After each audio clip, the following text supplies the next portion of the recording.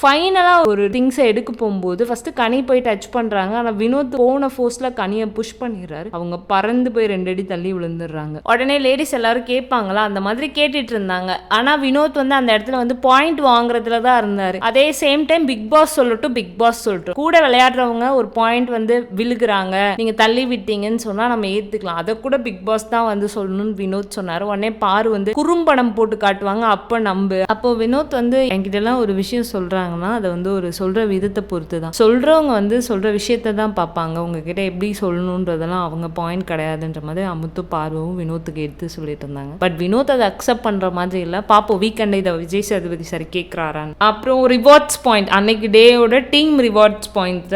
Flush team மாஃப் டீமுக்கு 3 பாயிண்ட்டும் குக்கிங் டீமுக்கு 1 பாயிண்ட்டும் கொடுத்துருந்தாங்க. மாஃப் டீம் ஃப்ளஷ் டீமுக்கு 2 பாயிண்ட்டும் குக்கிங் டீமுக்கு 1 பாயிண்ட்டும். குக்கிங் டீம் ஃப்ளஷ் டீமுக்கு 1 பாயிண்ட்டும் மாஃப் டீமுக்கு 4 பாயிண்ட்டும் கொடுத்துருந்தாங்க. இது எல்லாருக்குமே அதிர்ச்சி ஆச்சு. அவங்களே நம்ப முடியல, எல்லாரும் கிளி பார்த்துட்டு இருந்தாங்க.